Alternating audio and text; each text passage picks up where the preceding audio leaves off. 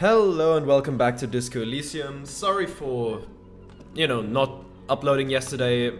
As you might have heard, I caught COVID, so my throat for the most part wasn't exactly capable of producing enough sound to record. But I'm back now, and last time we heard about Ruby, it's been a while, I'm sorry, so I have to get caught up again, but we should ask the fisher folk in the village. Maybe their leader knows something about Ruby. We could determine where the shot came from. We could search the boardwalk again. I think I might do that. Again, hangman's boots. We're not getting there. Sorry about that. But alright, let's head over there now and see what we can do. No. That. On the outside, I meant. Oh, we can take it from here, okay? Speed. Oh. Sure. Just in case we need that again. Yeah, why not? Let's ask you about Ruby. Our tenant, the policeman. I hope the waves don't keep you up at night. What can I help you with? Have you seen a red-haired woman named Ruby around the coast? Nay, I haven't seen anyone lately. Because she's blind, which you seem to have forgotten. Oh, because you're blind, right. Okay, but do you know who I'm talking about? Oh, let's ask It's that a first. sharp one. She says to herself and runs her hand across the washboard. She's being evasive. She knows something. There was a murder in Martinez. She might be a suspect. We would appreciate your help. Would you now? I know how this world works. And it doesn't work when people tell on each other. This isn't about the union, you know? You don't have to worry about retaliation.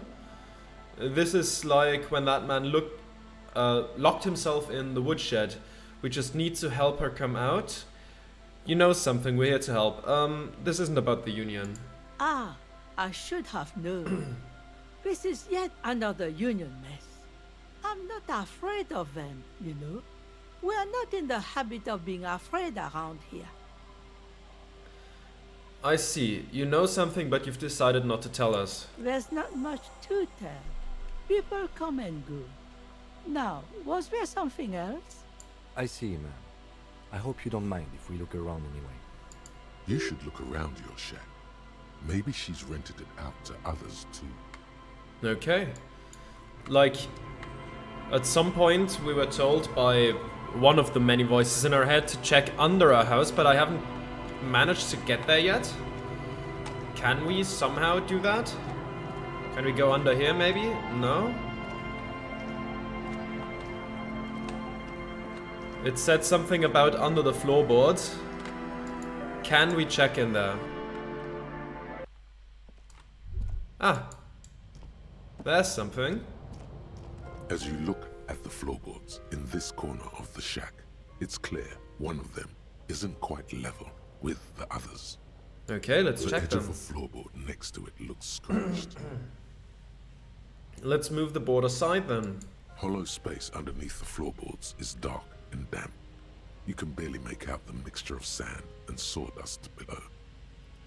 Alright, what's in here? Search through the sand and sawdust. Oh, I don't want to stick my hand in there. What's in here? Nothing particular catches your eye.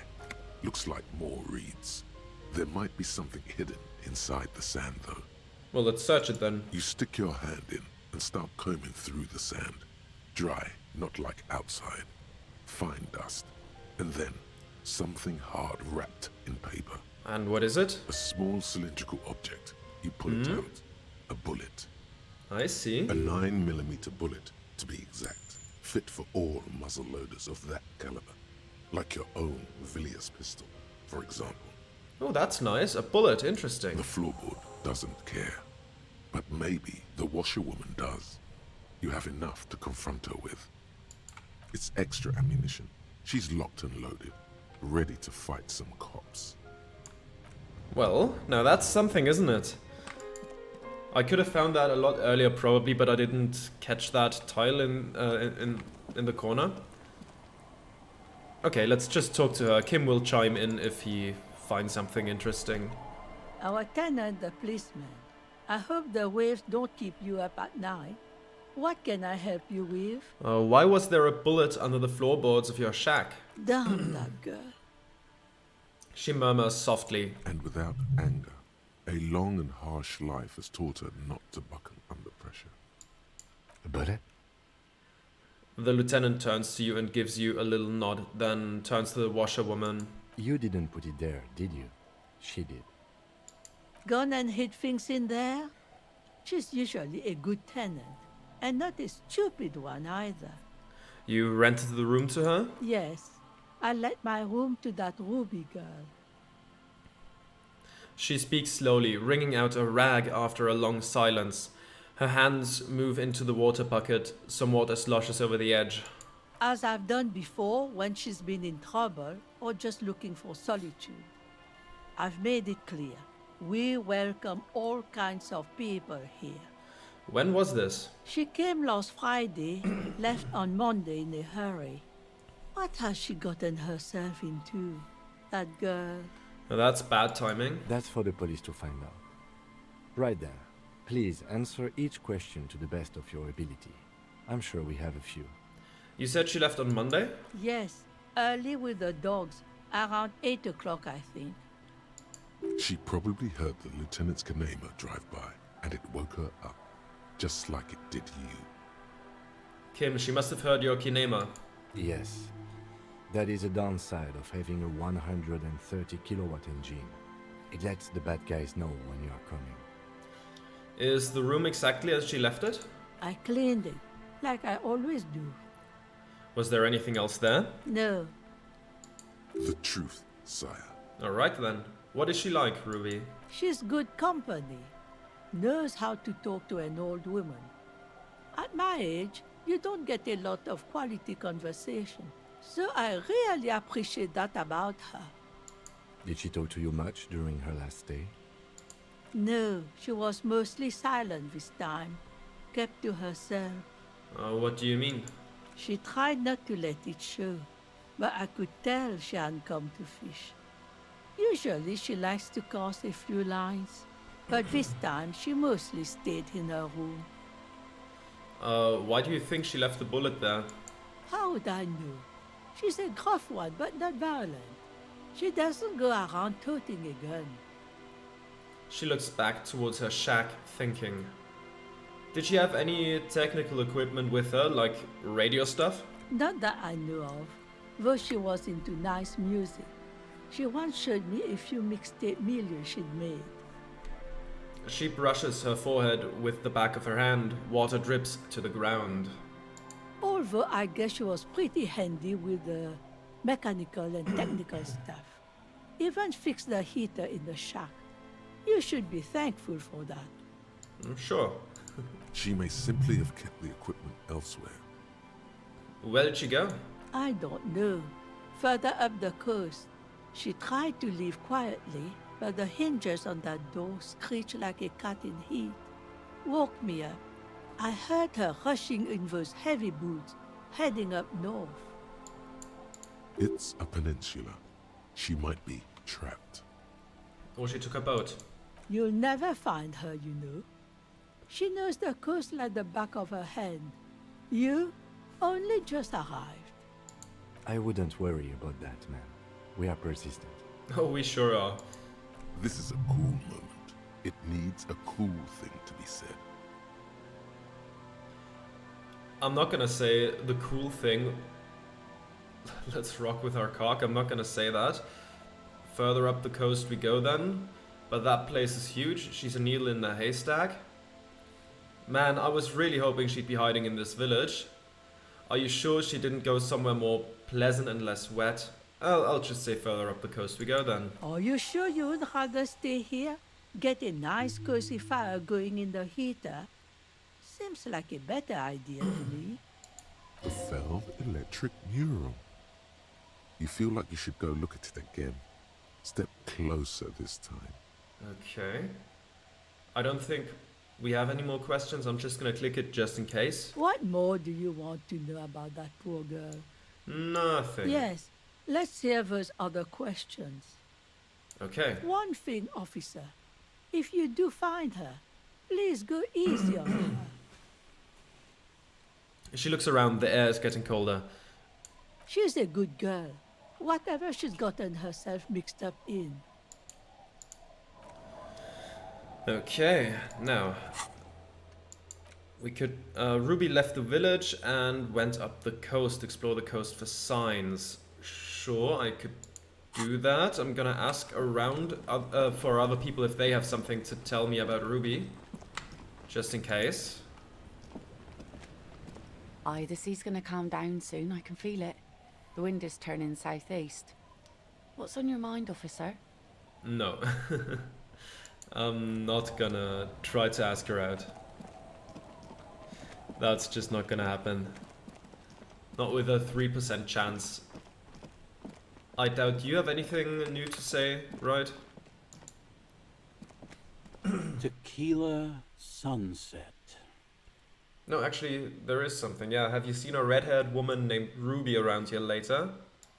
Can't really remember seeing any women after losing my keys. It's a touchy topic.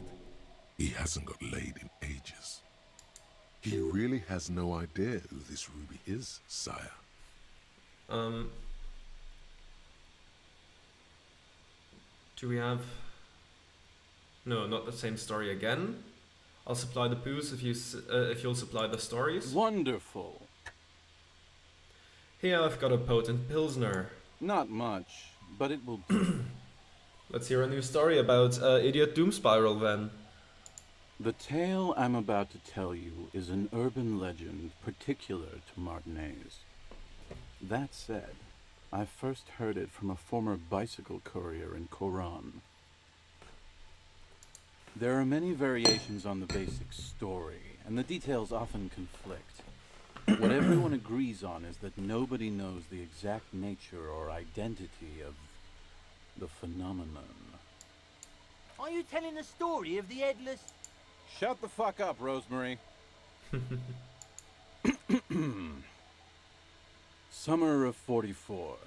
17-year-old Gertrude Het is walking home from a late shift at the harbor. It's almost midnight. She stops for a cigarette near the canal. The streets are warmed by a southerly breeze. The lights of a passing motor carriage bloom and fade in the distance. In the harbor's dark, her cigarette is a beacon, dancing alone. The image comes to you effortlessly, as though you'd walked the same streets yourself 1,000 times. Our heroine finds herself enjoying the peace and quiet the canal provides.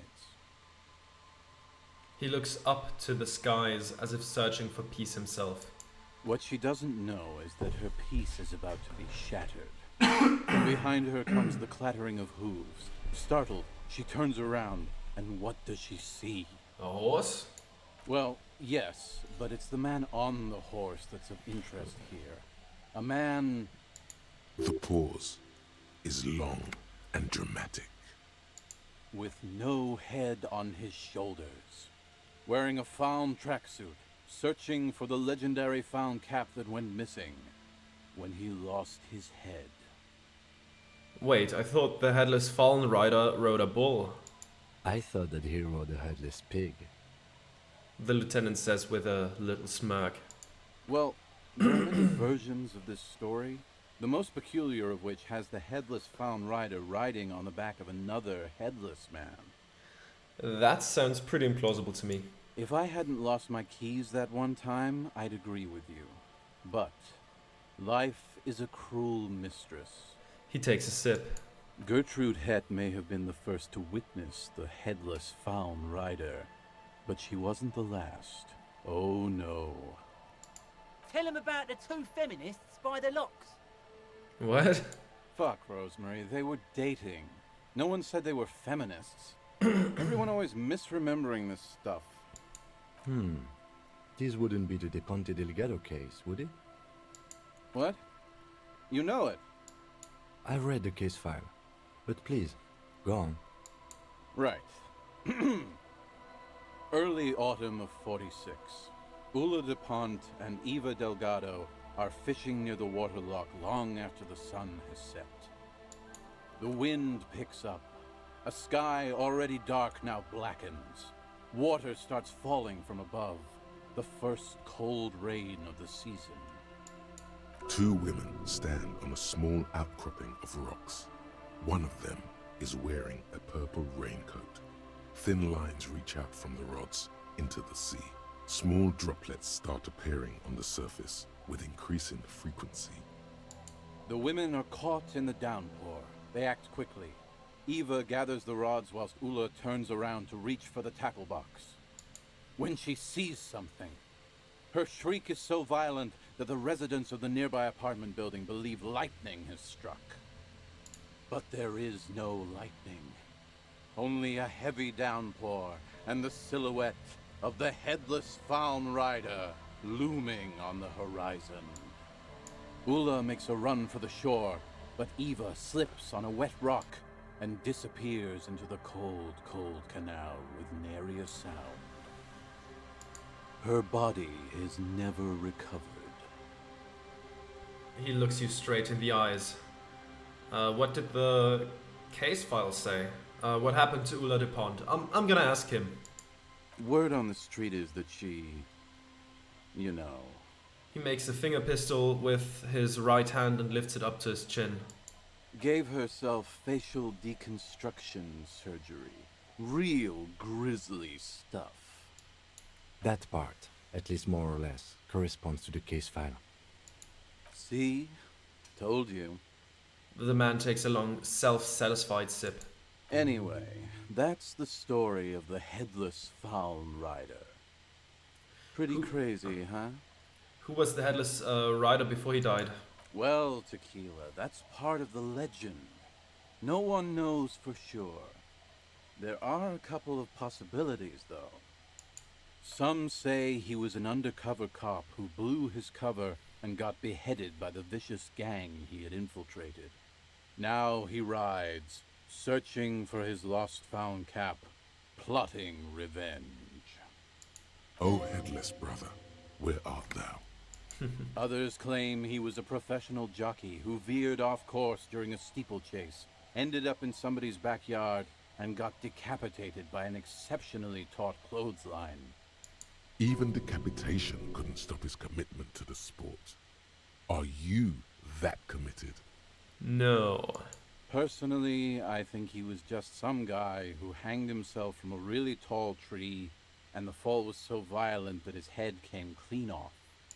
Coincidentally, at that exact moment, a horse happened to pass under him, and his beheaded corpse mounted it, where it remains to this day.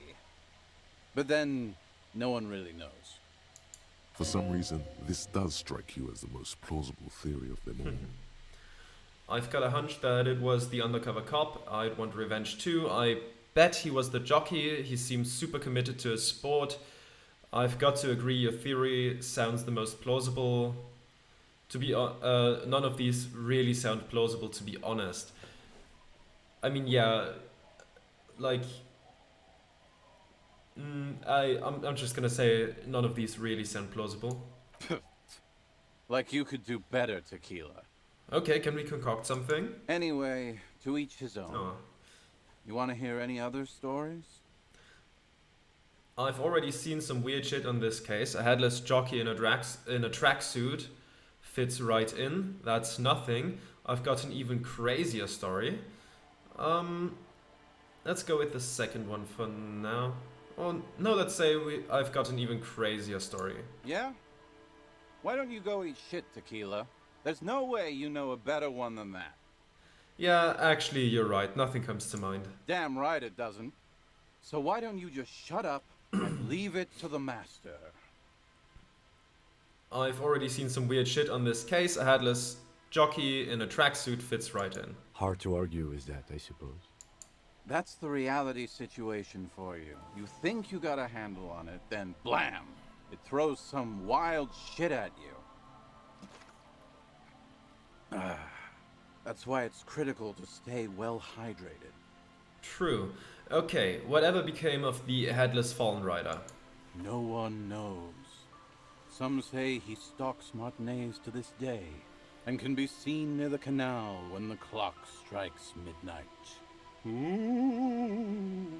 He makes a spooky gesture with his free hand. He won't, though, because it's just a stupid legend. Aye. I saw him one night when I was right shit-faced. I can believe that.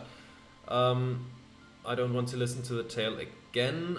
Have you got any more urban myths? I actually do have one. The strangest of them all. But I'll need to fortify myself before I can tell that one. Okay. Do you have anything to fortify old Doom Spiral? Tell me you got some story juice. Okay, he will not take the blue medicinal spirit. He's already declined that one. I don't have any on me right now.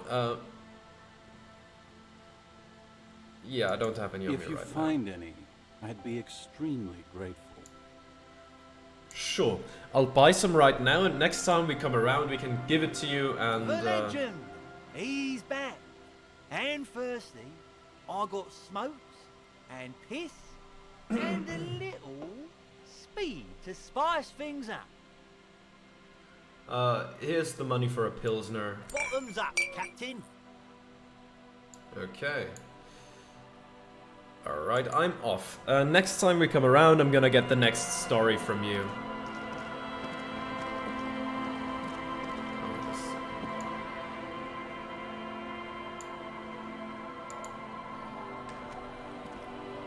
Do you know anything about, Ruby?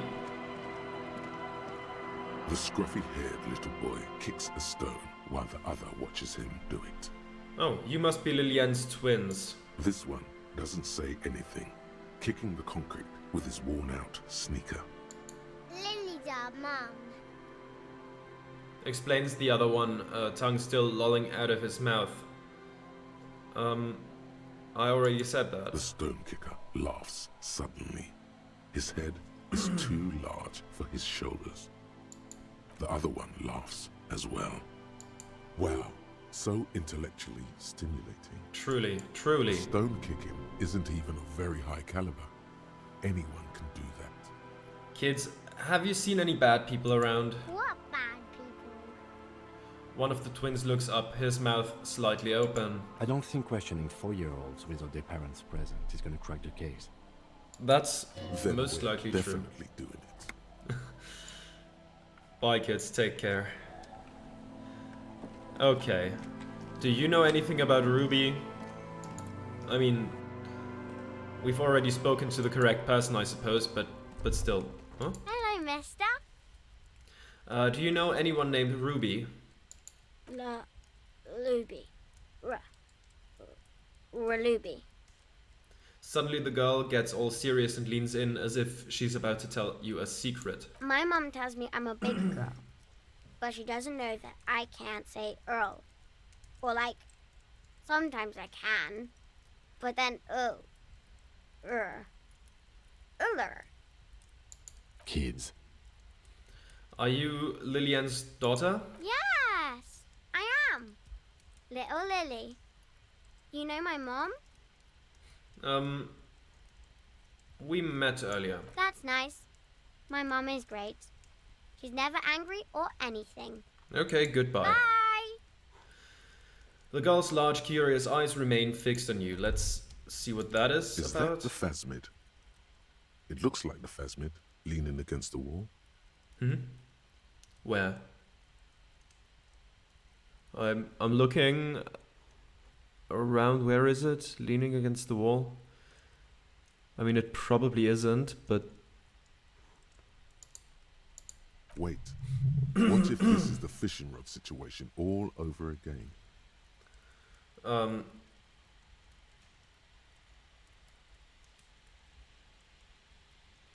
You're not going to be fooled again. You're going to stand here calmly and observe this non-phasmid until you see what it really is, instead of sneaking up or leaping towards it. I don't even know where it is. Let's observe it. Fine. It's not a phasmid. It's not even organic. Just a fire iron resting by the fireplace. But where's your sense of wonder, man? Let's forget about the phasmid. I mean, of course, the fire iron. Ah, come on. Messages. Goddamn. Anything else in here? No, nothing really. We can talk to her, but we've done that. Wait, she's humming the horn from in front of the whirling in rags. That's neat. That's a neat detail. Must be some sort of folk song in universe as well or something. Okay, now let's head over to the building again on the boardwalk, and I'm gonna inspect it even closer. What's this? What's this? What's this? What's this? There's a slit in the concrete here. A sewer? The light vanishes inside the concrete slit. The structure goes deep under the earth. Yell ho into the slit. What's in there? Kim, any idea what's down there? Let's ask Kim first. No idea. Could be connected to one of the buildings around here. Think we might find Ruby down there? We might find her down somewhere. There's an old storm drain system beneath Martinez that's mostly collapsed. Revachol sewage system has been built and rebuilt 4 or 5 times now. In conclusion, she could be under any building. But not in there? I hope not. Maybe it's just a storm drain for the sewer. Could be, yes. Yeah, let's yell into it. There's no echo and no answer. Okay. That's fine. Let's search anyways, and I've heard that having the flashlight out is helpful with that. So let's do that real quick. There it is. There's the flashlight. Let's see if that actually helps us. Somewhere under here, maybe?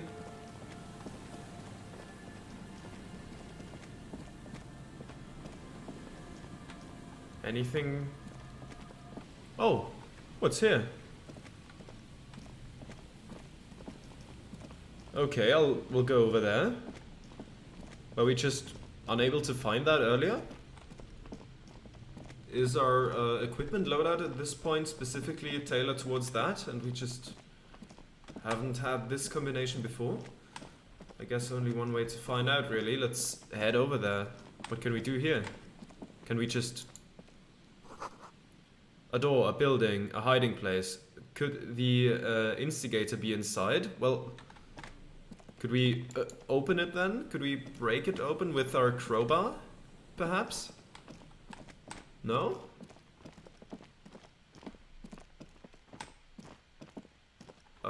That's all we see there? Come on. This broken boardwalk is a bit annoying to navigate, isn't it? Okay, so could the instigator be in here? That's a good question. Can we ask Kim about it? Yes? No. Okay. I think we could maybe be able to find a way inside, but I don't know how. I'm gonna look around a bit more. See you when I find something.